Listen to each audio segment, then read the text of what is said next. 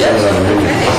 Welcome, everyone. It is September 25th, 2012. It's the NYCERS investment meeting, and we will now call the roll. Chair. Here. Controller's Office. Present. Public Advocate's Office. Here. Borough President Manhattan. Here. Borough President Brooklyn. Here. Borough President Queens. Here. Borough President Staten Island. Borough President Bronx. Here. International Brotherhood of Teamsters. Here. Transport Workers Union. Good morning. Here. District Council 37. Here. We have a quorum. Thank you. We have a slight change to the agenda. If there is no objection by any of the board members, there should be a resolution in front of you. Karen, where's Karen? I can certainly read it. Okay, if you like.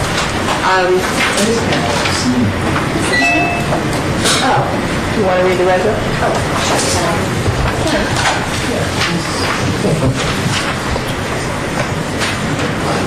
Okay, thank you. Whereas the New York City Employees Retirement System recognizes the exemplary service performed by individuals appointed to serve on its Board of Trustees, and whereas Ranji Nagswamy has served the City of New York as Chief Investment Advisor in the Mayor's Office of Pensions and Investments, and during that time served as the Chair of the Board of Trustees of the system, faithfully representing Mayor Michael Bloomberg. And whereas Ms. Nagaswamy has consistently combined professionalism, dedication, enthusiasm, and knowledge when discharging her official duties. And whereas during official proceedings of the system, Ms. Nagaswamy combined leadership and expertise in her ability to run an efficient meeting, present new ideas to the board, and build consensus among the trustees. And whereas Ms. Nagaswamy has always acted for the benefit of the participants and beneficiaries of the system, and whereas Ms. Nagswamy has contributed to the overall success of the system in carrying out its mission. Now, therefore, be it resolved that the Board of Trustees of the New York City Employees Retirement System does hereby express its deep gratitude to Ms. Nagswamy for her service to the City of New York and this Board, the beneficiaries and participants of this system, and be it further resolved that a true copy of this resolution be presented to Ms. Nagswamy, along with the trustees' wishes of continued success in her career. The foregoing is a true copy of the resolution adopted by the Board September 25, 2012. Thank you, Karen. Do we have a motion to adopt this resolution? We have a second. Second. Is there any discussion? All in favor? Aye. Any opposed? Thank you. Okay, resolution number 1. So, first item on the agenda is performance. Larry? Oh, before we start, I'd like to introduce to everyone a new trustee for the mayor. Justin Holt has recently joined the Mayor's Office of Pensions and Investments with special expertise on the investment side. He comes to us from Schwab in San Francisco, and I'd like you to please join me in welcoming Justin. Welcome. And I think we have some other introductions, Mark, as well? Yeah, I thought it'd be worthwhile just before the meeting. Callan has virtually a quorum of our employees here tonight, three of whom you know from meetings with Anushka, Bud, and myself. We do have 2 other people here with us today. Andy Aseri. Andy will be discussing the permissible countries list. He's been at past meetings for the past number of years. We wanted to introduce him. With him is Ho Wang. Ho is a new analyst in our San Francisco office. He's here simply to be here as part of the meeting, but also because he and Andy, after today, for the next few days, will be doing some on-site interviews with investment managers, and so he's getting a chance to see New York City Pension Fund in action also. Thank you. Welcome. Larry, I will turn the agenda over to you. Thank you. Now, Martin, do you want to go through the quarterly report? Sure. I have 1 extra copy of the quarterly report if anyone needs. It's over here. So while we're presently at the, or near the end of September, and of course September has been, as you know, a very good quarter for most of the markets, it's, again, as we, in parlance of what we've been describing previously, it's been a risk-on quarter. The quarter that we're going to be talking about, and in fact the fiscal year end of June, was a risk-off quarter. In fact, the very last day of the quarter turned the result positive. It was a very strong day for that very last day. The numbers in general for U.S. equity for the quarter was minus 3% and changes measured by the Russell 3000. Non-U.S. equity did considerably worse. Non-U.S. equity developed markets was down more than 7%. Emerging markets were down even further, down 9%. And one of the reasons for that was because there was a noticeable slowdown even in emerging markets. While the slowdown ultimately ended up in growth that was lower than expected, it's still significantly faster than we have here in the U.S. But the markets did take a hit. As we've seen in prior quarters or periods where the risk-off trade was on, and that's what happened in the quarter ending June, there was a flight to quality, so treasuries did very well. Interestingly, high-yield bonds, which had not done as well because they have correlation to equities, high-yield bonds did quite well in the quarter, returning more than 2%. And one of the reasons is investors living in a 0% fixed income world were searching for yield and continue to do so, and companies were taking advantage of the markets being open and investors' appetite to refinance and push out maturities to levels that we haven't seen in quite a long time. If you turn to page 8, you'll see what the returns look like. The assets were $41.6 billion. Now that, of course, is nearly 3 months ago. We're at the tail end of the following quarter, which would see a positive number, of course. We don't have the exact number, but if things ended today, it would be in the range of 5%. Larry will be giving you some July information as well as a hint of August and September. But if you see at the very left, the quarter was minus 169, 5 basis points behind. And the fiscal year to date, the full year for June was a positive number, 132, behind the benchmark of 301. The 3-year number you see is much higher, and the reason for that, of course, is that we now have the very poor performance that we saw at the end of 2008 roll off the 3-year number, but then, of course, you see it in the 5-year numbers. It comes down significantly to a 2% return. The volatility for the plan is lower than that of the benchmark, which was, of course, a very important part, as we discussed last year when we did the asset allocation. While we don't show it here, the 1-year volatility was also significantly less than that of the benchmark. We'll get to performance in a little bit more versus the benchmark in just a moment. If you turn to the next few pages, the next 3 pages show what the allocation was versus the targets. The top part of the page is the same. It's where we were. So the assets are the assets. The bottom part shows where you are versus the old policies and new policies. And of course, we also have a page that says relative to adjusted new, which simply means we created hedge funds, increased opportunistic fixed income. We have real estate that we're not fully invested, so money has to be invested somewhere, and those are what we refer to as the parking places. So if you turn to page 11, you see what those numbers look like. We were overweight U.S. equity, that's the green bar to the left, and the biggest underweight, or the biggest difference that we had was in the Core Plus 5, on the page in light blue, down 5.5, but I think it's instructive to just turn the page back, page 10. The asset allocation for Core Plus 5 is 19%. We were at 17.4. The 17.4 is the slice of the 9 o'clock area on the chart.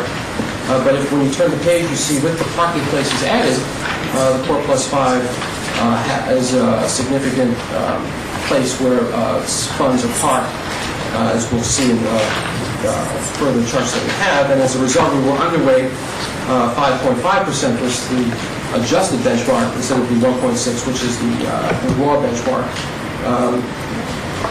Billions of dollars were moved during the fiscal year.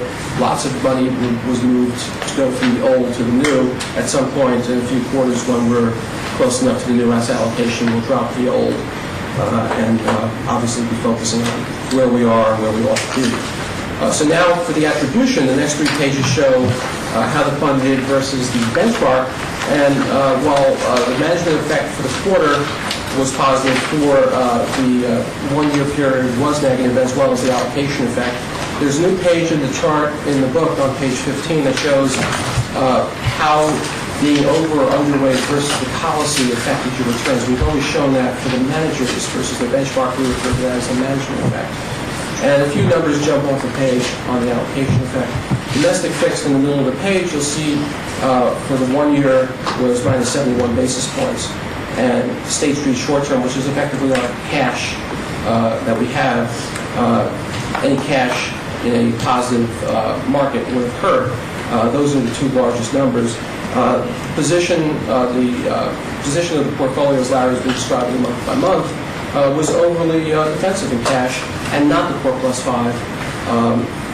We were comfortable that due to the, as we've been talking about, due to the asymmetric nature of the Core Plus 5, as it turned out, because of the risk off, the Core Plus 5 and TIPS did very, very well. That, at some point, will reverse, but it hasn't. And in fact, we've seen that in the risk on trading over the past quarter.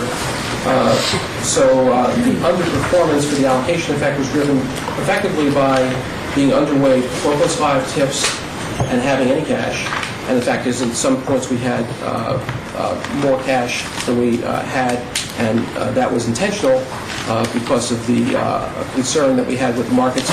But also, it wasn't just a tactical decision, it was the reality that we had to move to get from point A to point B, and when we were able to raise funds, rather than park it in the 4 plus 5, we parked it in cash, and we are comfortable with that. In hindsight, the returns would have been higher if we had moved it into Core Plus 5. It's possible to say no, to know exactly how much, because there's transaction costs and all that. But that was, as we've been describing to you, what the rationale was. Management effect, very few numbers jump off. Martin, Sure. I have a question. So that explains the 12-month return Yes. of the negative 1% allocation effect. Yes. But we're actually seeing a negative 80 basis point allocation effect over the 3-year period that wouldn't be explained by what you just discussed. Yeah. And that seems quite significant. So here's the explanation for that. While the 3-year return, of course, is influenced by the 1-year return, what happened, you have to remember, go back 3 years ago. We're looking at the quarter ending June. When we were at the depths of the downturn, which occurred in March, it was from September to March, it was 6 months, we were, by market movements alone, we were significantly underweight equities. On April 1st, we moved significant monies into equities to start affecting the rebalancing process. Is that April?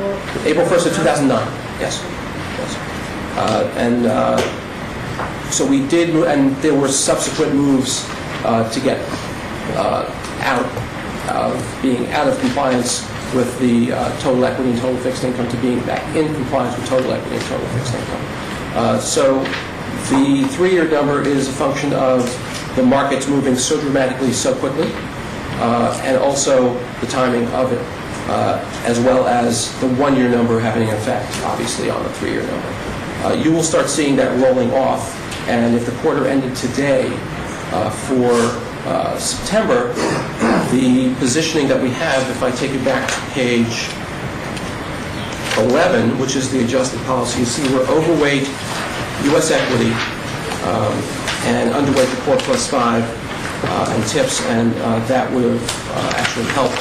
We've also put a lot more money out now that we have the deals signed. The managers in opportunistic fixed income have been calling quite a bit down. And we can go into more specifics if you want to know the exact numbers on that. So the September quarter will not see a dramatic negative allocation effect. In fact, it wouldn't be dramatic, but it would be going on the opposite way.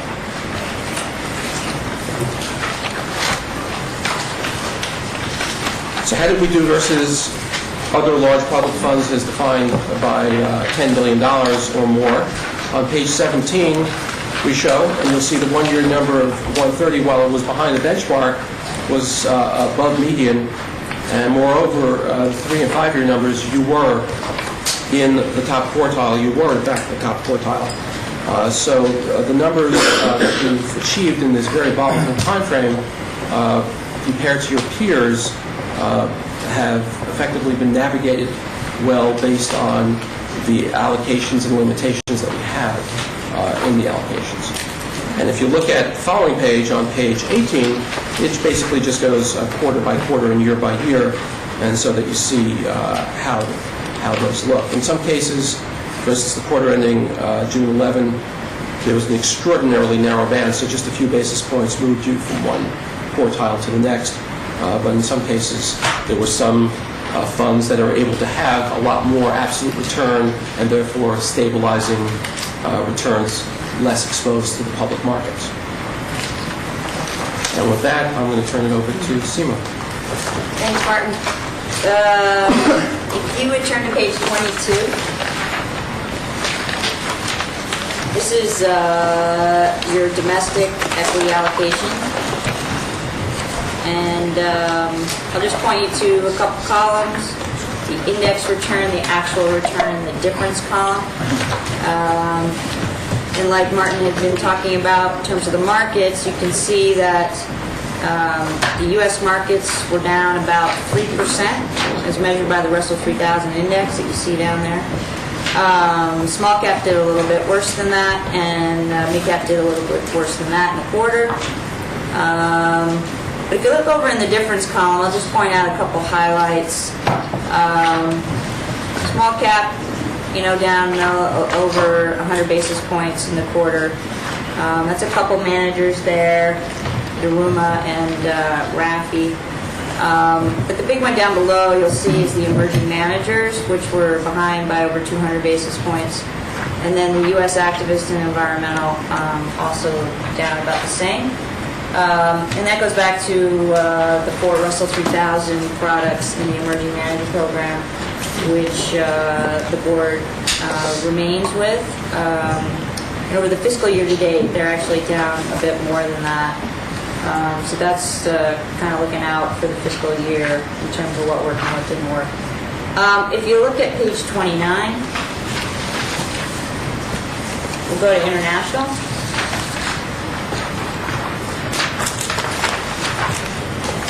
And again, I'll point you to same few columns, the index return, the actual return, and the difference column. And as you can see, versus the U.S., which was down about 3%, the international markets were down more in the quarter. If you look at EFA, down about 7%, and then emerging markets down even more, about 9%. With all the rockiness going on in Europe and what to expect there, you can expect that those markets would have done that poorly, and they did. If you look in the difference column, just a couple highlights here that stand out. In the non-U.S. activist area, it's really governance for owners, which is down over 600 basis points relative to the benchmark. And, we've had conversations with them about their activist approach in the past, and as most recently as several months ago. And they've been pretty volatile. They did extremely well in one calendar year and then not so well in another calendar year. So we have some conversations coming up with them, and we might come back to you with a more formal recommendation. And now if you turn to page 30, just show you some more details on EFA. You can see the purple bar is your performance, and then the yellow bar is the index performance. And you see some nice outperformance in the 3 months, and then also a little bit in the fiscal year to date. And over longer term periods, the trailing 3 years, EFA's done well for the systems as well. And that's really been a lot due to Bailey Gifford. So if you next turn to page 37, which is the emerging markets. You might remember we completed the search several months ago, and in the quarter, good outperformance relative to the index for the active managers in the portfolio, as well as the fiscal year to date. Again, the maroon bar is the portfolio, and the yellow bar is the custom index. And over longer term periods as well, trailing 3-year and trailing 5-year, a bit ahead of the index. and a couple of your managers there, Katie and Bailey Gifford, had added to that outperformance. So if you turn to page 38, quickly we'll go through the hedge fund portfolio performance. And again, this is very early days, as you know, in the portfolio. But if you look at the trailing 3 months, the blue bar is the portfolio, the red bar is one of the benchmarks, which is your HFRI funded funds plus 1%.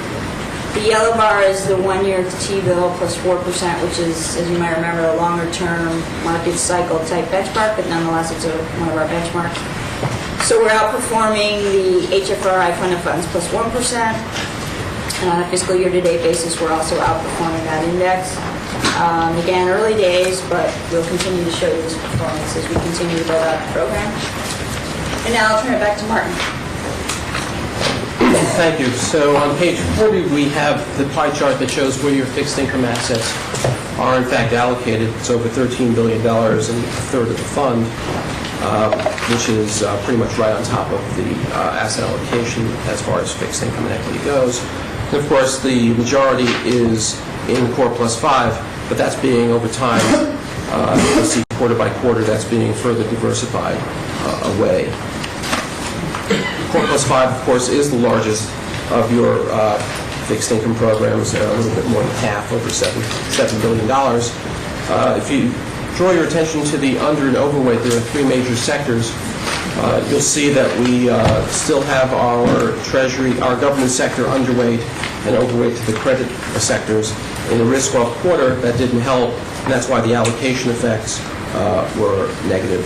However, of the 14 managers that we have in the program, 11 of them outperformed, and the 3 that didn't outperform were by less than 10 basis points. And that's why the difference column with the actual performance is positive. When you put it all together on the following page, the return was positive, unlike the equities. Core Plus 5 returned 258 versus 261, effectively on top, 3 basis points behind of benchmark.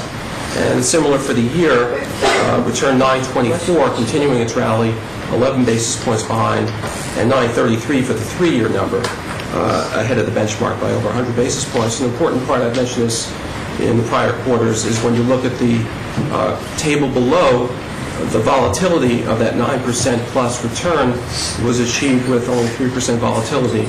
It was slow and steady returns over the quarter. TIPS is a very similar story because they're treasuries and there are supply-demand imbalances, and as a result, and there's also seasonality effects which occur in the quarter ending June. And so you have the quarter returning a positive 326 ahead of the benchmark, and the year ending June was over 12%, also ahead of the benchmark. We now have a 7-year number, and the return is 647. The volatility, you can see, has dropped off at what had been in the 7 or 8% range. After all, the volatility is a function of the duration and supply-demand, but investors had been seeking the protection of this. Even though there's no inflation to date, the returns have been impacted by the duration. Because the program has a duration of approximately 10 years, even a small move in real rates has an important move in the returns, even though inflation is not there. People think of TIPS as inflation, but it's really the duration itself. Now, over time, the duration doesn't move a whole lot, but recently it has. And because we were underweight, we talked about the underperformance, but the program itself has been okay. For high yield, 6% of the money is invested there, and that's over $2.5 billion. We've seen very strong results as investors search for yield. In fact, some of the largest high-yield funds, including, you may have read, Vanguard, have closed to investors because of the flows coming into the market. You have the perfect storm, in a good way, where interest rates are low, companies are able to refinance, and not only that, they're able to take out their bank loans with longer-term, historically low interest rates, and therefore the issuance has been record, and the performance has been very good. For the quarter, it was a positive 154, 54 basis points behind the benchmark, and for the year, while the return was positive as 631, it was over 200 basis points behind. You'll recall that we did a search, and there is now a new manager lineup. The underperformance, while we did experience the underperformance, it was To some extent, managers underperforming, but some of those managers are no longer managing money for NYCERS, and in some cases, it was the manager's avoidance of most of the triple Cs, and that's where there was more bang for the buck, and triple Cs did well. You look, the 15-year number is nearly 7%, and the 10-year number is 9.5%. Convertible bonds, we now have a 4-year record. Convertible bonds, because while they are bonds, they are obviously have a significant equity component to it, and so they showed negative returns for the quarter, minus 230, though that was ahead of the benchmark. It continues a pattern that we've seen over time, that our managers do generally better when the market's down and don't keep up when the market's up, and that's because they don't continue chasing the high flyers. And you see that in the 4-year number, whereas the 3-year number, they're significantly underperforming. You note that we added the purple bar, which shows how the program has done versus the manager's benchmarks, the weighted average of the manager's benchmarks. We've discussed before that there is no perfect benchmark, and in fact the yellow bar, which represents the benchmark for the program, is not the benchmark for any one of the individual managers. So the purple bar shows how the managers have done versus their benchmark on a weighted average basis. And as a proof statement for their general defensive nature, the volatility is, when you go out 4 years, a full 3% less than the benchmark, and even 3 years in recent times, it's less than the benchmark. But the 4-year number is more in line with what we would expect from the program. Opportunistic fixed income is on the next page, and we'll talk about that in executive session more when we do the annual review. The program itself is at an inflection point. A number of the old investments, mutual investments and funds, either have rolled off or are in the process of rolling off, and the new strategic mandates are starting to roll on, and we're getting lots of capital calls from them. It will take time, but the program will begin to become dominated by those new strategic relationships. The return that you see for the 1 year is the return, effectively, of some of the funds that were rolling off that, based on how you calculate time-weighted rates of return, is significantly, in the short run, is significantly different from the IRRs. We'll go through that more in executive session when we talk about the managers themselves. But the program for the 3-year period and the 4-year period, as you go longer, the IRRs and the time-weighted rates of return should start converging. And we have seen that. The next 2 pages show the Core Plus, which is a developing manager, a single developing manager. And then, of course, we have the Emerging Manager Program, and both programs have been doing well. And as you know, the board made selections on that, and those programs have done well. So unless there are any questions, I'm going to turn it over to Kathy to talk about ETIs. Hi, good morning. Your ETI. I think Al has a question. Yeah, actually, I have a couple questions. We go back to page 37. 37? And this is a question maybe for Mark or Sina. The emerging market returns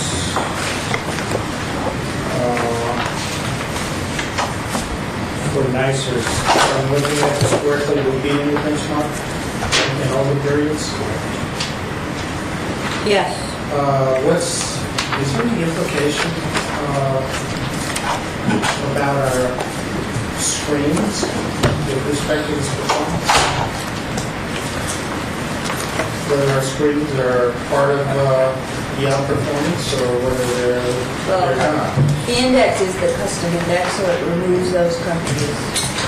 That's hard to tell from this. If we put your numbers up against the MSCI emerging markets index, that would be a better indication.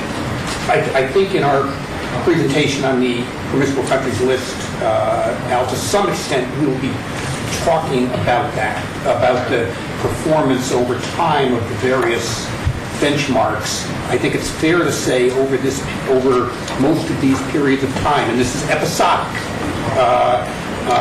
the custom benchmark has, or the permissible countries benchmark, has outperformed the non-custom benchmark, or the unconstrained benchmark. and the managers themselves have added value. But I would hesitate.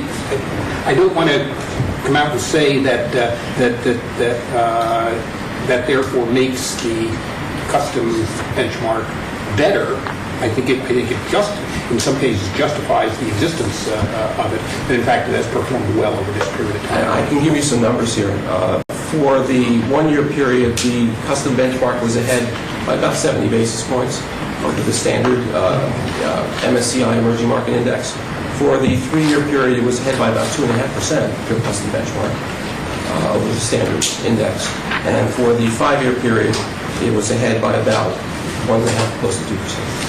But again, and that's good. No, that's good news. Obviously, I know the message you're looking for out of this. But it's also during a time frame when, in fact, the sectors that you are underweight because of the screens underperformed, and so you had a little bit of a tailwind during this. But nonetheless, that happens during their up and down times. Yeah, it seems to be going up. So maybe The portfolio has done very well. Is maybe at some point we do a little more analysis. That would give maybe a broader picture of what's actually happening. I would agree, and I think that, and again, I don't want to get into the political country part now, but part of this, of course, is that the board as a whole has been looking to evaluate and reevaluate things. Exactly. And there has not been a consensus. I think that type of analysis will be very useful as you determine any change in policy going forward. But I would agree. Okay. Thank you. And let's see, go to page 45. Now, is there a point where at what point do we do a comprehensive evaluation of the convertible bond program? Is it 5 years, 6 years, 7 years, 8 years? At what point do we do that? If the board wishes us to do a comprehensive review, we'll do it. We review this every month internally. Each manager, if you remember how we built the program, there are 3 managers, and they are none of the 3 do the same as any of the other 3. Right. It's a very diversified program, and the results are not, as I mentioned when I went through the slide, they're not unexpected. We have a manager that's very equity sensitive, we have a manager that's very bond sensitive, and we have a manager that's an investment grade manager. Maybe I guess the question in my mind is, which has been raised at several conferences that I've been at, is whether, having a convertible bond program in the long term is worth it. So my question is, at what point do we kind of engage in that kind of evaluation to see whether we want to continue or not continue with the convertible bonds? I mean, I don't know when that is. I'm asking you. The market cycle has been condensed, and there have been arguably several of them since we started the program. If you remember, the inception of the program was at an odd time. It was after the RFP search. It was funded in June of 2008.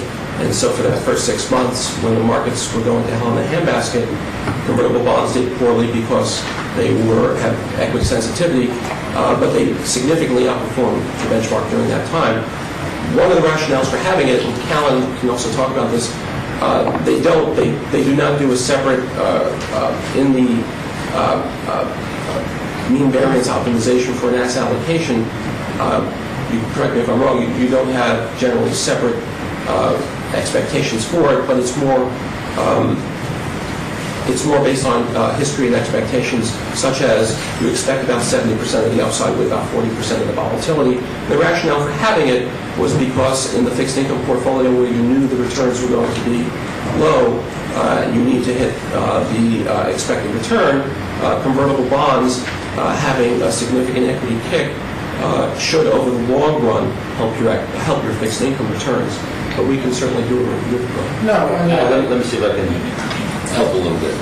I think that, and again, I wasn't here when you put this program together 4 years ago, but I know in the last 3 years or so, we've added things that might have tried to mimic the convertible bond program. We've added hedge funds, we've added a much more aggressive opportunistic fixed income program. Given the performance, I think it's perfectly a good time this year to look at that program. Given it's 1%, doesn't move the needle. and hasn't done very well. So I think we should put it on our list of things to look at this year. So we could certainly do that. And I also want to remind you, the reason we did 1% is that the universe itself is fairly small. And we didn't want to be in the position of having managers being too big of the market when they do a trade. We're moving the market because it's not a passive portfolio, it's an actively managed. Well, I mean, I wasn't suggesting that we have to do it right away. I just thought, It's a reasonable question. maybe 2-3 year cycles or whatever. Sure. There's been enough things happening in the last 4 years to test anything. So I think you don't have to wait 7 years to road test something in the last. We'll talk more about it and discuss it.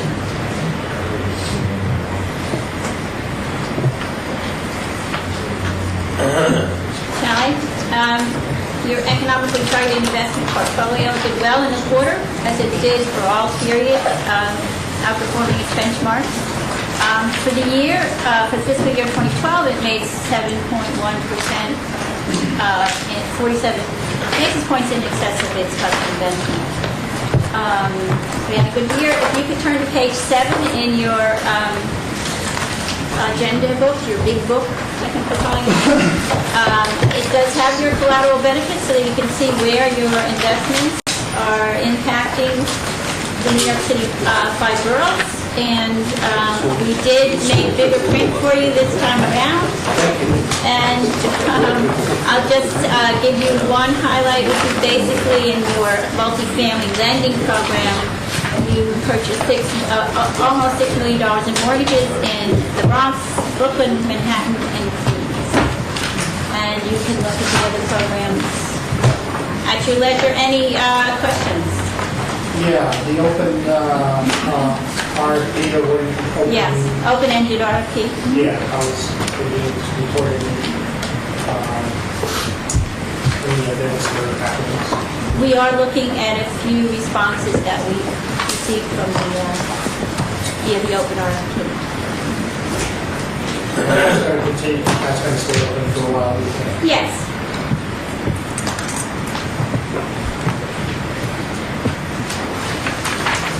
Any other questions? Yvonne? Moving on to page 17, we'll review the highlights of the real estate portfolio for NYCERS. Real estate has a 6% allocation, as you know. The market value of what we have in the ground is $1.6 billion. We have some commitments that are unfunded in approximately $600 million. Our exposure to the asset class on a together is $2.2 billion. And if you kind of look at that investment activity, it represents 40 investments with 27 managers. The portfolio in terms of strategies that we're pursuing is about 41% core plus and 59% non-core. We are about 3.8% invested, 5.3% committed at this particular time. The portfolio is well diversified in terms of property type and geography. The managers are using leverage prudently across the portfolio at 47%. And so let's kind of talk a little bit about performance for the first quarter, which was very good. It's 2.8%, about 20 basis points on. Yes. Do you mind referring to the page numbers? Okay, so the report starts on page 17 of the large book. And the smaller of the two. And basically what I'm doing is giving you highlights from all the pages. So I'm not going to go page by page. We are talking about first quarter 2012. There is a bit of a lag. So I'm just trying to focus on what I believe are important factoids for you all. So the performance for the quarter in excess of the benchmark, 2.8%. The benchmark, which is the Odyssey net came in at 2.6. If you look at the bottom of page 17, you'll see a graph that depicts the performance over extended periods. NYCERS is in blue, and the Odyssey, your benchmark, is in yellow. The Odyssey is a time-weighted benchmark, so these are... Yeah, black and white. Yeah. Oh. Okay, that was a test. Let's do light and dark. Right. Okay, so NYCERS is dark bar, all right? So real estate, it continues its recovery over the cycle, despite the turmoil that we see in the economy here and abroad, but it has lost momentum at some times. But if you kind of look at the graph, you'll see on the near term, we talked about the outperformance of the portfolio for the quarter. Similarly, if you look at the one-year return at 16.7 versus the Odyssey benchmark of 13.6. Some underperformance through the crux of the crisis reflected in the 3-year return and the 5-year return. But most importantly, looking at the since inception return over the long haul, the NYCERS real estate portfolio has matched the benchmark. So if there are any other questions on real estate, I'd be happy to take it. Thank you. Thank you. Okay, and with that, I'm going to switch to private equity. So if you look at page 26 in the same book, so if you look at the end of the quarter, March 31, there are 92 active managers in the portfolio. 92 managers in the portfolio, 135 funds. Actively, there's 81 general partners, 122 funds. You switch to page 27, look at the returns. At the end of the quarter, 331, returns to the overall portfolio are 8.3%. That is up from 8.2%, continues to underperform the benchmark, which is the Russell 3000 plus 500, outperforming the median IRR and underperforming the upper quartile IRR. If you look at the lower portion of the page under portfolio diversification by strategy, while that is giving you a little more granular information than what is in your policy statement, if you were to compare it to the policy statement, the buyout portfolio represents 74%, venture represents 11%, and what we like to call the proverbial other bucket is 15%. We move from there to page 38 in the book. Page 38 shows for the quarter contributions and distributions. They were roughly even. If you look at the kind of in the middle of the page, $207 million were contributed for the quarter. $188 million came back. Overall market value of the portfolio, $5.4 billion for total exposure. You've got an ending market value there of a little over $3.4 billion. So the balance is unfunded. From there, if we go to page 43 in the book, page 43 is showing your 1, 3, 5, 10-year, and your since inception returns. I'll make the same comment that I've made in the past meetings. 1-year returns for private equity, again, don't really mean that much. As you start to spread out a little farther, the real number to focus on is since inception. So while it is underperforming the benchmark, it continued to move in the right direction.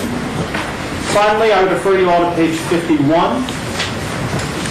Page 51 in the upper half of the page is the public market exposure. What those two charts are really showing you is the maturation of the portfolio. As the portfolio continues to get more mature, there will be more public securities. The mix now is roughly 90-10. I think if you were to look at a more mature portfolio, you would end up in the 75-25 range. Again, 75 private, 25 public. And with that, if there are not any questions, that is the review for the quarter. Al. I take it the secondary sale will change. No, actually, the numbers that are in here are all pro forma. So pro forma for the secondary sale, everything is run through. So my initial comment, which was the overall portfolio with the number of managers, and then I went down to the active, the differential there, most of it was from the secondary sale.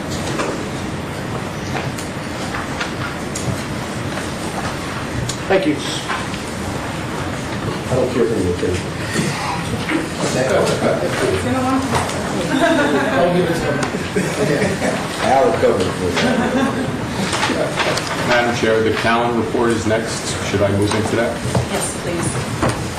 Okay, the Callan report starts on page 53 in the large book, but it didn't print all that well, so we have handouts that are coming around the table. And as you recall, this is a report that the former chair had asked that we begin to compile. It started 9/30/2011, after we had the new asset allocation in place.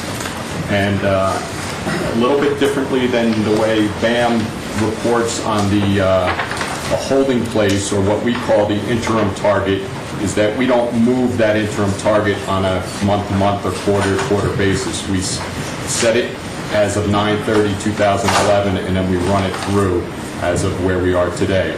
At some point, as the actual asset allocation gets to be at the same point as the target, we will take away the interim target.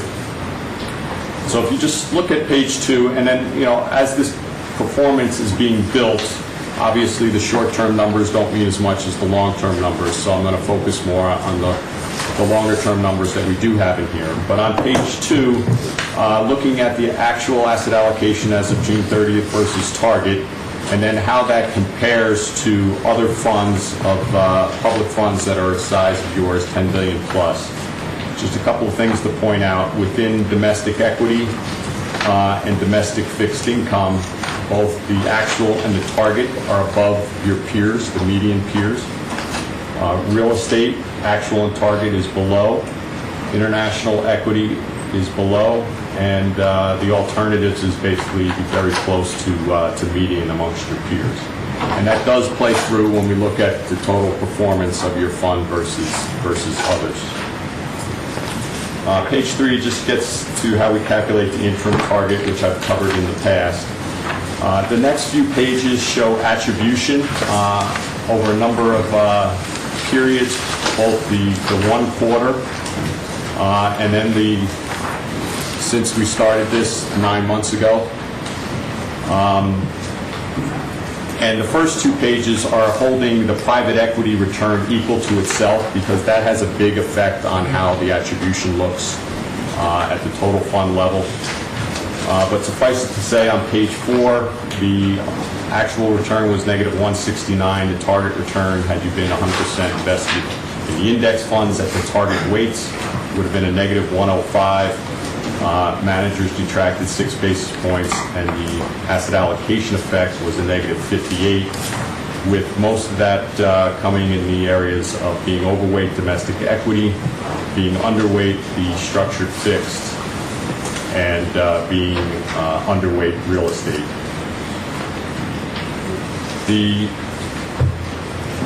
If we flip ahead to page 8, I'm sorry. Rob, would you comment on the negative 64 basis points? It's mainly driven by the deviations from the target. Yeah, but would you say that was a significant underperformance, or how would you characterize it? Just looking at it, 64 basis points doesn't seem that great a underperformance to me. But tell me, well, remember that I think it's more important to look at the interim target, which is a little bit better, but still at 59 basis points, because we are still a ways away from the target benchmarks. But if you go to page 5, the target return was basically the same. It only changed by a percentage point. But when you look at how much the style allocations affected, it was also in the neighborhood of 59 basis points. And again, most of that is driven by areas of being overweight that performed poorly, equities, private equity, and then being underweight the areas that performed well in this risk-on, risk-off environment. And so I think the 1 quarter is hard to make any judgments on. And 59 basis points is relatively big from a quarter basis, but you are still, moving. There's a moving target going on here, because we're trying to get over time to the target asset allocation. Yeah, okay, because that's just a quarter. Yeah, exactly. And Bud, for our instruction, can you give us some guidance on what the minimum time period is that we should really be looking at attribution? You did remark about a quarterly period Right. being sort of a short-term period. Right. Generally, what do plan sponsors do in terms of looking at attribution?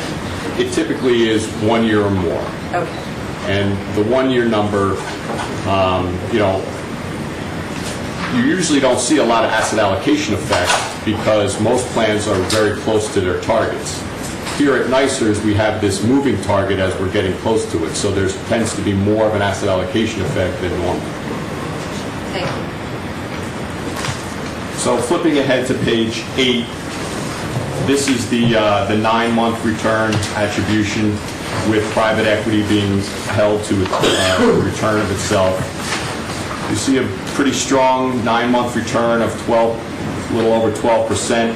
The target return was at 12. Managers in the aggregate added 21 basis points, and the asset allocation effect here is less. It's only a drag of 18 basis points, and as was pointed out earlier, that's mainly driven by the cash short-term amounts when the equity markets were doing better over this 9-month period, and also opportunistic fix, which had underperformed, as we heard earlier.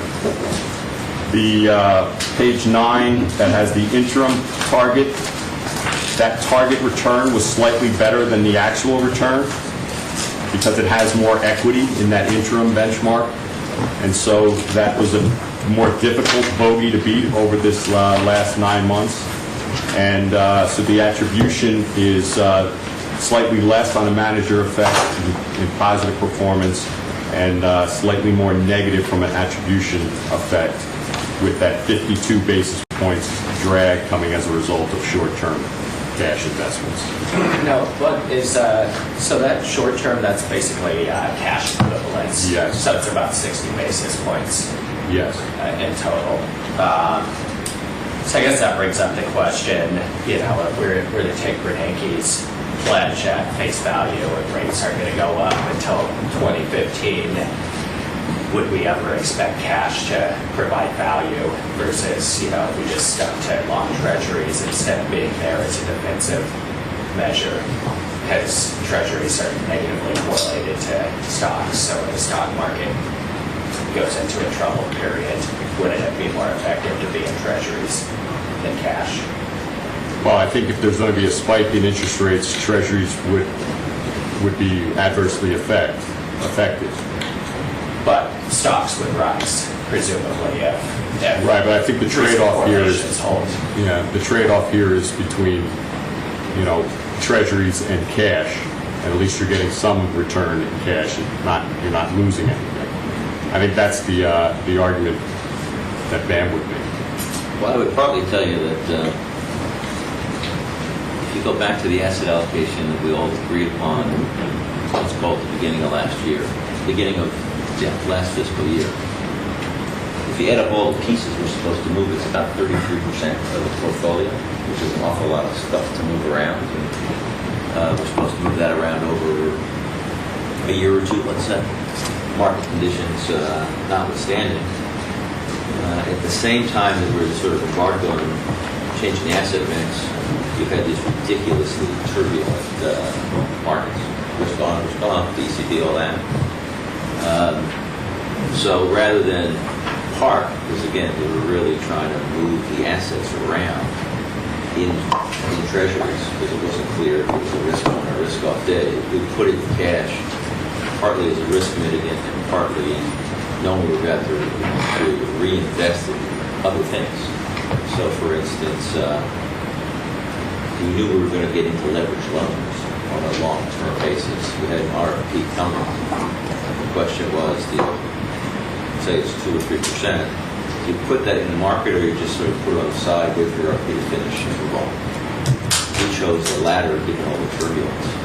So you can say, well, yeah, that would have cost you in the short term, but in the short term, it's not quite clear how it would have worked out if the ECB had nothing to do. So it was a risk-averse approach that dovetailed with the asset allocation. I would say you might have done it differently if you weren't in the process of redoing your asset mix. I understand. I actually was a fixed income strategist much of the last 4 years, and nobody predicted what we've seen. I guess the question going forward is, are there any ways that, are you considering any ways that maybe the money could be parked while it's in a parking place that is, still staying better invested in cash? Because, once again, looking at what Bernanke said, I just can't imagine that rates are going to go up anytime soon. Yeah, we agree. Justin, I think maybe just to add to it in a way that gets into our area of expertise, I guess. First of all, in setting asset allocation, obviously we look at cash as we look at everything else, and there is no cash allocation on a long-term basis. As part of developing a rebalancing policy within that took into account a number of different things, there is a rebalancing policy that encourages cash to be held as low as possible. But with I believe it allows a maximum allocation up to 5%. We would expect also that over time, as the new targets begin to be met, as there's less need to quote unquote park, that in fact the use of cash would be less going forward, according to the asset allocation strategy. That then falls within the area of BAM's discretion, however, but nonetheless we tend to expect that with you also. Okay, thanks for clearing that up. So moving along, and if you turn to page 12, looking at the total fund peer comparisons against the database, it looks similar to the one that Martin showed as far as where the rankings show up. Lower this last year in this 37th percentile, below the benchmark, but the longer term numbers are all top quartile. The last 3 in the 14th percentile, and the last 5, 19th percentile. Page 13 is an asset allocation adjusted ranking, and we put in an explanation here, Al, you had requested. What we're trying to do here is to isolate what the managers affect, the manager's performances. And so we say, well, what if everybody in the database had the same asset allocation as NYCERS? And so you get a little bit better clarity on the performance of the managers. And here you still see that they're above median versus peers, but the rankings go down from the unadjusted basis. A couple of things are playing through here is on the poor side, although they rank well, where you have underperformed over the last year is in the domestic equity and the fixed income, just versus your index, and then also your international equity portfolio is below the index and below median against peers, as we'll see in a couple minutes. On the flip side of that, what has helped in this area is that, as I showed on page 2, because you have a higher allocation to domestic equity and a higher allocation to fixed income, especially in fixed income where you have outperformed, and having a higher allocation, that does help even the risk adjusted or the asset allocation adjusted rankings. Page 14 has the calendar year performance. We've talked about this in the past, being that most of the years are in the above median. You got to go back to 2007, where you were below median, but you were still ahead of target. And then on page 15 is how the public total domestic equity portfolios has performed. As Seema mentioned earlier, this last year has seen underperformance, mainly in the small cap area, down or up 2.23%, but below the Russell 3000 index, which was up 401. And when you look at that top right-hand graph, you see that all that underperformance really came in the third quarter of 2011. The 5-year number, though, is above median, yet still below the benchmark. Is that the third quarter calendar or fiscal? Calendar. Third quarter 2011. That was when ECB was blowing up. Yeah. The euro was blowing up. Yeah.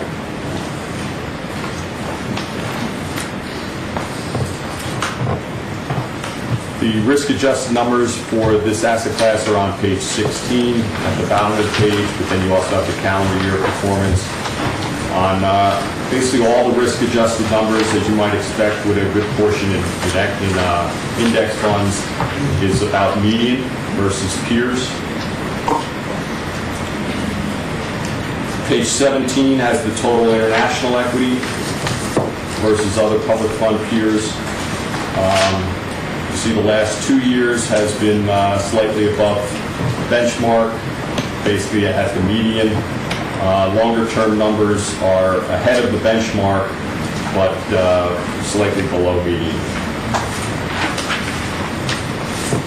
So if I look at the two pages, 16 and 17, would you say that active management versus passive management healthcare equities or not? Or can't tell? It has barely helped. And if you this is gross, you factor in fees, not a big difference. Now, you also have a good portion in passive, especially in the large cap area. So that makes you more like the market. Thanks.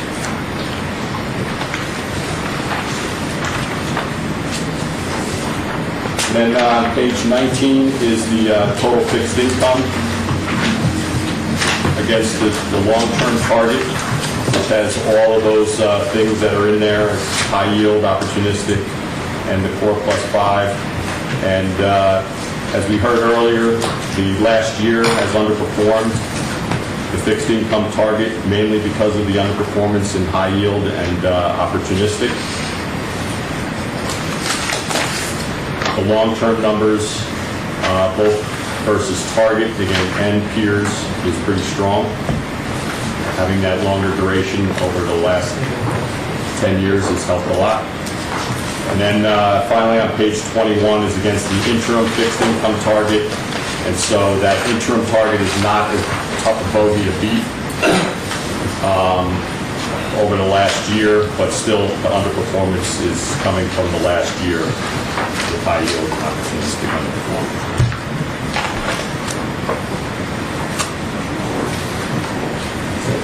Any questions? Okay, thank you. Yes? July then, Larry?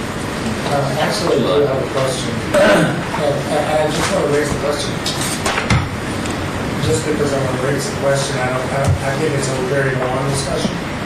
But how do we take this data and use it to tweak our allocation and our manager selection? Because this, I've always thought was great. So how do we use it going forward? Well, I think it's like it's designed to be. It's a benchmarking exercise to see how you're doing versus targets. And from a peer comparison, you're doing very well. From the target comparison, you're slightly under what those have been over the last year, 9 months. But a lot of that is being in flux. And we have set forward a strategic long-term asset allocation that we don't think you ought to deviate from until you really, think a lot more things have to change in this world. Liability side may change. Markets may crash. Anything like that may cause you to make changes to the long-term strategic asset allocation. But short-term, you don't want to be making those changes. Thank you. Okay? Okay. So that's the year. We're going to talk in more detail in the executive session about the year review. July, I'm going to keep July kind of short because it's a month, the first month of the fiscal year. We spend a lot of time in 12 months. Let me just give you a little color of what's gone on since the end of June. As it is now basically the end of the first quarter. So the summer was sort of quiet with Alco building expectations about something happening in Europe. And the risk was all kind of leaning into things that have actually turned out to be pretty good, although it's always yet to be seen. By that I mean, in in September, the ECB came out and said, all right, we're sort of tired of having the markets determine the cost of borrowing for our countries, so we're just going to say we have unlimited support for sovereign credits. So what that meant is, I don't want the market telling me that it costs Spain 7% to borrow. I, the ECB, am going to rig the market so that I want them to borrow less, cheaper. So now it's in 5.5 category, and Italy is down below 5.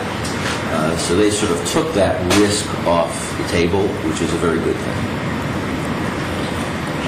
That said, none of the countries in Europe have reduced their debt. It's just a refinancing cost issue, but they were very, very constructive in that regard. And the markets really like that. They have to figure out this whole austerity versus growth, which is a country-by-country thing, which is Greece, Spain, Italy, maybe France. That's going to play out over years. But I would say the ECB finally did what they hoped they would do, which is say enough with this bouncing around our sovereign credit costs. So that's one for the plus column. The Fed then wheeled around a couple of weeks later and said, we got to be a little more involved also, because we're very worried about unemployment sticking at 8.2, 8.3%, and we just can't sit here. So they announced QE3, and the definition of the QE was going to be, let's buy $40 billion a month of mortgages for the foreseeable future until we think unemployment is under control, which will take a long time. So that's good. In addition, we're going to keep rates down to the middle of 2015, so we want you guys to take some risk because we're not going to pay you to sit around and do nothing. Of course, they're sort of trying to bait Washington and say, how about a little fiscal policy help, because you guys haven't done anything. That gets you up to the presidential election, which is November. But again, so the Fed won in the plus column. So two big risks kind of went the good way, which is two pluses. The federal election is coming, and then you have this fiscal cliff that Congress has rigged upon itself, which they'll have to deal with or not deal with or keep it down the road. Those two things, the ECB and the Fed, made markets go up because it removed two risks in the shorter term. So since the beginning of our fiscal year, July 1st, markets are up we're up, 4 to 5%, which is pretty good for 3 months. But least we forget, Europe is about to go into recession. The U.S. is treading water at 2% growth rate, which is unsustainably low. And China is drifting down as well. And sort of the problem with China is they don't really publish the best data, so it's kind of hard to tell what's going on. So you sort of have things really not in a great place, but at least not in a terrible place. But you have a lot of Middle Eastern tensions brewing as well. So what does all that mean? It means, again, there's a sigh of relief on the one hand, but then you're always back to show me something new. So you drift up, things are up, they're at a level, they're probably not going to go anywhere without any more news. We made some nice money. We're continuing the stuff that we set about to do. So again, the results will be good. And we keep going through repositioning our portfolio, again, around the edges, trying to get to this new asset allocation that we talked to. And again, when I go through the year in review, you'll see it in very good granularity, but we're executing the plan that we've all agreed to execute. So if you look at page 33,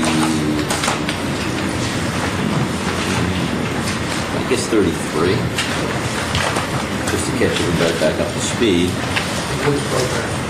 Of the one in July. So 33 is just what's the total value of NYCERS. And again, it just sort of drifted up, which is good. And I would tell you that probably at the end of the month, which hasn't ended, so don't hold me to this, because let's assume nothing really bad happens in the next week. We're probably north of 43 billion now, so we're up probably 4 or 5%. Which is okay, but a quarter doesn't make a year. You need 4 of them to book it. If you glance at the asset allocation on page 37, just to carry the discussion forward. So this is July, but it's most important to understand that we were doing a bunch of stuff during the summer. Most particularly, we approved somewhere along the way, I've forgotten the month, the bank loans, which we now funded. So bank loans were 2% of the cash, which was 3.4%. And again, it was all part of the plan, so it just partly depends on when you say, all right, pencil down, let's take a measurement to the patient. So the bank loans got funded, which is good because it's been a good place to be, particularly since, the Fed says we're going to keep rates down. Bank loans are good, and bank loans are also floating rates, so that's good. In addition, another seed that we sowed that was also good from a cash perspective is those opportunistic fixed income partnerships are taking down our money. So I have a lot of commitments that are expected to be taken down. So they took down probably 0.5% since the fiscal year ended, let's call it the end of this month. So that also came out of cash. And then, then we had some 4+5 commitments that we funded as well. So we're probably less than 1% cash as we sit, which is what we like to be. All moving in the prescribed fashion that we set out to do. So if you glance forward again, just because this is July numbers, to page 43, you can see in the month of July, the far left-hand column, we made about 1%. Again, markets went up. If I had to guess the August numbers, I'd say it looks just like this. And if I had to guess the September numbers, I'd say it looks just like this. Again, pretty benign markets because the Fed and the ECB have done things that took risk off the table.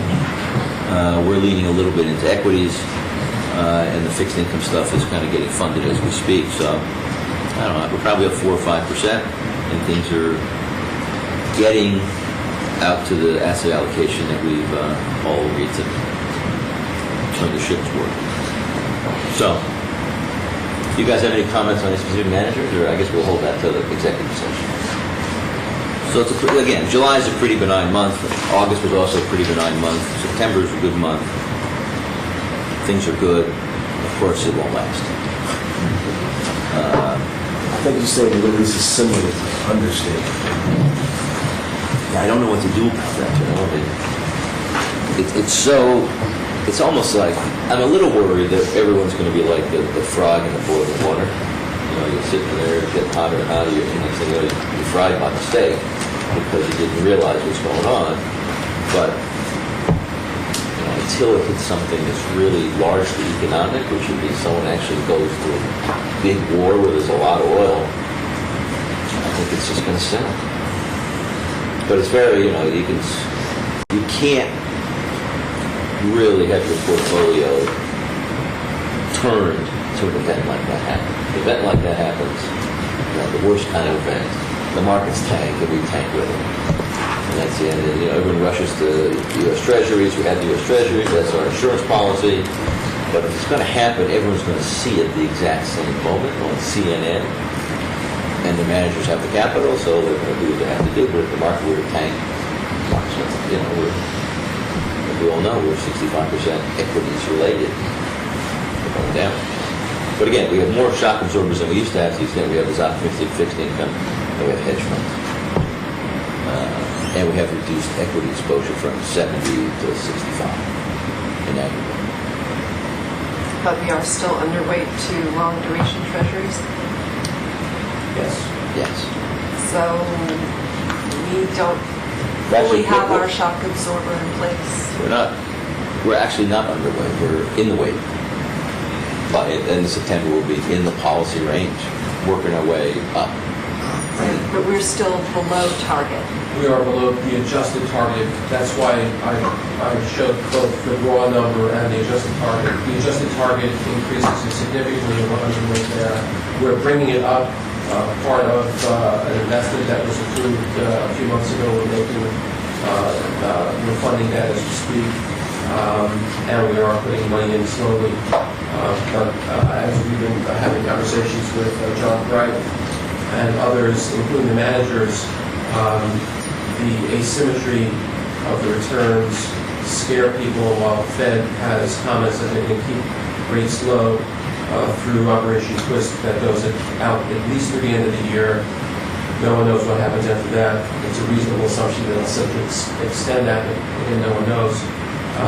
But mortgages are a pretty safe bet, given that the Fed's going to be gobbling up a significant amount of that supply. And so an overweight there is not a bad way to manage that. We are also overweight the investment-grade credit sector, where corporations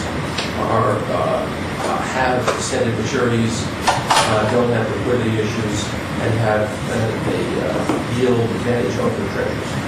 And my only point is that if we are a bit uncomfortable with what's going to happen in the future, the best that we can do, since we are not market timers, is to be as close to our target weights as possible. Correct. Particularly in these defensive areas. Correct. Janice, one thing we're remind with long duration treasuries is the mark-to-market joy we get in a crisis is in a real sense, we're not making money, we're simply taking money from the future and accelerating the recognition of it. That's what mark-to-market does with treasuries. So at the margins, if you have a plan to then sell them, you get the joy, you have the money. If your plan is to stick with them, all you've done is say, instead of earning 2% in the future, you're now earning 1%. So, for an investment bank, that makes rules of sense. You know, we live quarter to quarter. We want to accelerate income. For a pension fund, which is a long-term investor, yeah, we're all happy if you got a big market gain. We always have to bear in mind, that we give it back to the economy with lower yields on the securities we sell. So it's worth keeping that in mind when we look at the risk-return profile. Well, the risk-return profile says that they're one of the best offsets, and I'm sure that there were plenty of conversations along these lines in Japan in 1990s. If you have a plan to then sell them, you realize it. Otherwise, what you've done is you've mark-to-market joy at the expense of getting a much lower yield in the future. And that's the trade-off. But I think it's incumbent on anyone who wants to argue we should be in treasuries. Also, how do you get out? What point do you move? Or do you condemn yourself to earning 1%? It's also really a case of an expected return versus the worst-case scenario of what happens. So if the worst-case scenario doesn't happen, you're, as John talked about, assured of earning a return that's well short of not only what we need to earn, but also what was incorporated in the asset allocation. Mark, do you have a plan? Yeah, I guess I do. I think it's an instructive discussion. The chair has a reasonable point that there are long-term investment targets that have been made. There are goals for asset allocation and rebalancing ranges. I think to the extent that the portfolio is within rebalancing range, then in fact you're operating as within policy. I think the concern about the timing aspect of that is one that's reasonable and one that needs to be thought about. But I think it's reasonable to make the point that there's a long-term investment target and there are rebalancing ranges around that, and just be conscious of very much what those are as you work with the rebalancing. And that was sort of thought of as we help develop the interim targets, recognizing how we were getting there. So I think it's worth. I think it's a good discussion to have. Thank you. Okay, so that's the quarter.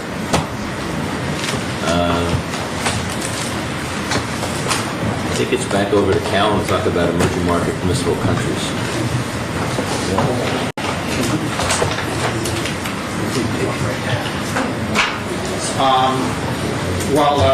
While Michigan and Andy are getting set, I thought I'd just make a couple of sort of introductory remarks, because the issue of the permissible countries list, the issue of how that all fits into the screening, et cetera, or policy, has been a discussion topic in a lot of ways over the past couple of years. But I wanted to sort of bring at least this part of the discussion back to what the purpose of this is and in fact, what we'll be talking about today. I think it's important to recognize and remember that it's a long-term policy, or I'll say it's been in effect for a good long period of time now, for municipal countries with. And Anushka will review sort of the goals and objectives behind that. And as I said earlier, there has been a lot of discussion by this board and by subcommittees over the past couple of years as to what the future direction should be. And I think those are all good discussions, but nonetheless, there is a current policy in effect that the board has adopted. And so our goal here and the objective is to put into context again what the history of this policy is, what the goals of it are, the updated scoring that's going into this year's work that we've done by ourselves and with Verite, who we work with on one part of this, present then what the results of that scoring are, and ultimately then get what the impact and the new benchmark would be to meet the board's policy. So that's sort of the objective here. Anushka's going to lead it off. Andy Asari has been doing this work within for NYCERS now for a good number of years. He's been in front of the board before, but again, as I introduced him earlier, just a reminder as to what we're doing, why we're here, and what the goals of this are. Okay. Thank you so much, Mark. I'm sitting on the short chair and it doesn't move, so since Andy's doing the majority of the presentation, I'm going to have the regular chair. But as Mark mentioned, we're doing this analysis. We've been doing this analysis for the board since we decided to invest in emerging markets back in 2001. There was a decision made to invest in emerging markets, and we're going to work up the presentation, and I'm on page 3. And this analysis is done really to stay in line with the board's investment, the board's desire to invest in emerging markets, but really within its policy. It was the board's goal to have a diversified allocation to emerging markets because they did recognize that there's higher growth in those areas. But at the same time, not all emerging market countries are the same. And they felt it was important to really consider some of the factors that Andy will be talking about later for each particular emerging market country, and deem that these countries are fit for investment, do protect investors, are fit deserving from a labor perspective in the sense that they adhere to the standards and the laws set forth by the ILO. And those were some important criteria that the board wanted to consider. As a result, we've been doing the analysis since the inception of the program. Every year we've been coming to the board with the results of the analysis. And really every year, several countries have been excluded from investment. Again, we'll talk a little bit about Andy will talk some more about the details of the factors. But all the factors are equally weighted. They've been set together with the board, again, back at the inception of the program, and they have remained stable over time.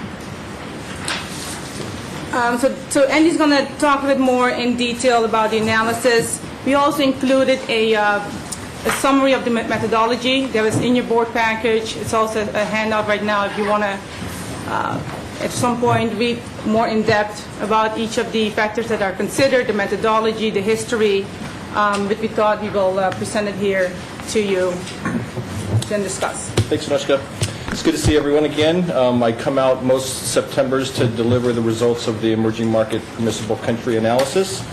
And so if we could turn to page 4 of the presentation, just want to continue with some background. When we undertook this process, we all recognize that there are some risks to the screening process. The results of a screened universe or a reduced universe will lead to a smaller opportunity set.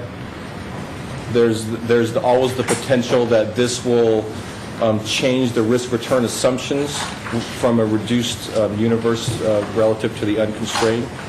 So these are things that we've discussed a lot and hopefully recall. On page 5, some of the limitations of this particular process is because we rely mostly on publicly available information. A lot of this information is backward-looking. We don't control the sources that give us the data that we use to score. But recall years a few years ago, we embarked on some steps to mitigate some of the concerns, and really, through the use of Verite, incorporated some forward-looking assessments that maybe give us a little bit of a view of what's going to happen in the future and not rely completely on backward-looking information. Andy, how current is the data that went into this? It's all, I think, it's all 2012. There were some country reports that were done in 2011. So it's relatively current, although some, on some of the sources we use an annual scoring, which is typically done in either the second half of 2011 or early part of 2012. So it's relatively current, but it's not right now. And the reports were as of 2012 for what time period? For the prior year. For 2011. Well, I'm scoring from about May. I finished in about August, and I'm using the most current data for all the sources. So some of the sources actually were as of July 2012, but some of them were for the year 2011. Thank you. Certainly. And that gets to some of the issues with the availability of data sources. We don't control when the data is released, but we are using the most current available. Page 6 gets to, kind of the meat of the scoring process, where we do use 6 factor categories that are equally weighted. The scores are run from a scale of 1 to 3, but we go out many decimals, so it's not just 3 numbers. It actually goes in some cases out 3 decimal points. And then the reasons for exclusion as set by policy is that we are eliminating the worst 6 countries in terms of the relative ranking. There's also 2 deal breakers where if the regulatory legal score rounds to 1, that is grounds for prohibition, as well as if the labor score rounds to 1 and there's a negative forward-looking assessment. So those are the 3 reasons why a country could be eliminated. Page 7 just highlights the 6 different factor categories and some of the, and all of the subcategories within each factor category. So they're political stability, transparency, market regulation, legal system, and investor protections, labor practices, capital market openness, and then settlement proficiency and transaction costs. Page 8 is probably the meat of the presentation. This is the results of this year's scoring. The countries and the relative ranking are on the left. The bottom 6 are highlighted. Morocco is highlighted as the 6th worst. We're going to have a little discussion on because we were looking at potentially changing the cutoff, whether it's the bottom 6 or bottom 5, but Morocco's kind of on the bubble right now as the 6th worst. That's why it's not shaded. That's why, well, in our handout it's yellow. You didn't get it? So in super light highlight. How does South Africa not marry one? You kill a bunch of mine with the protesters. Yes, in fact, when we go into the subcategories, and we're happy to dig into the details, that is a very low score for them. But across the other 5 factor categories, they're actually scoring quite well. So you can